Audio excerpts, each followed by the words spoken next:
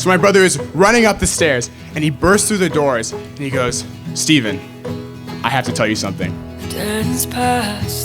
Two thoughts came through my mind. One, either he met a girl, or two, he crashed the car again. And so I'm really nervous, and I'm like, "Dude, like, what happened?" He's like, "I met this girl, her name's Amanda, and she's amazing." At one point, Amanda lost a pearl earring. So Amanda and her friends, my parents, they were starting to look around, trying to find this earring. But eventually Jonathan walks over to go help. I just remember he was searching for such a long time. That fall, Jonathan and I both started college in downtown Boston, and he would always, every single time, ask about Amanda. So, how's Amanda doing? Did she ever find that earring? Does Amanda want to come to college downtown in Boston?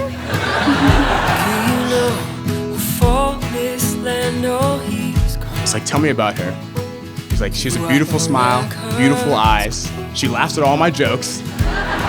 And she's super chill to be around, and she's spiritual." And he's going on and on and on and on and on about Amanda. And then at the end of the conversation, my brother turns to me and he goes, "Honestly, man, you should get to know her." He's like, "You never know, you guys could end up dating."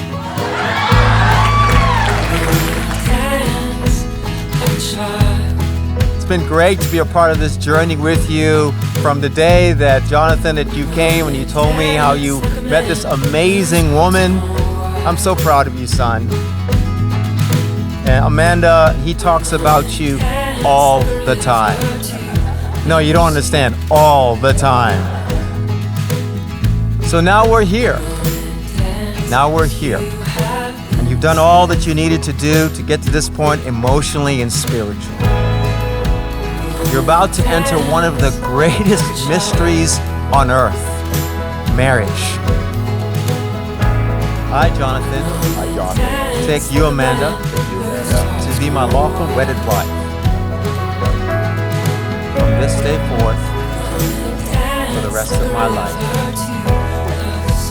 By the power vested in me, by God, I now pronounce you husband and wife. Jonathan, you may kiss your bride. Thank you so much for making my sister feel so loved. Sorry. She's someone that's really special, and I'm really glad that she found you. I know that you'll be the husband that she needs, and just hearing the ways that she's talked about you from the beginning, it's just been really clear that you're the one for her. Dear Amanda, I started writing this letter about 6 months into our relationship. I thought it would be a good idea to write this letter that I could read at our wedding one day in case this did work out.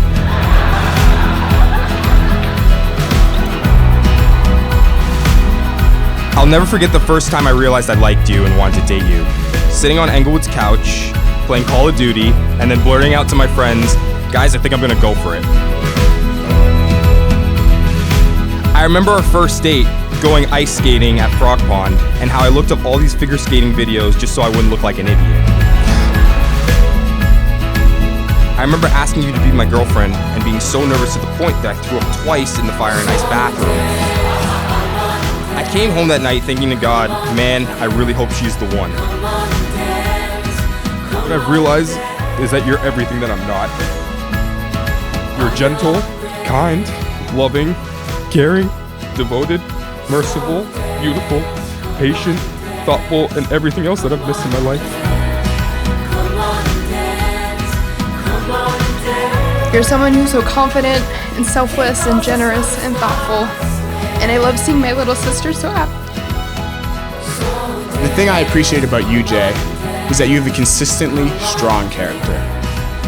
You've been successful in a lot of things and you've failed in a lot of things, but the thing I've noticed about you most is that you've always been the same person. You're a strong, consistent person. You're a leader people want to follow. You're a mentor. You're my older brother. And now you're Amanda's husband. He makes the broken whole. He makes the darkness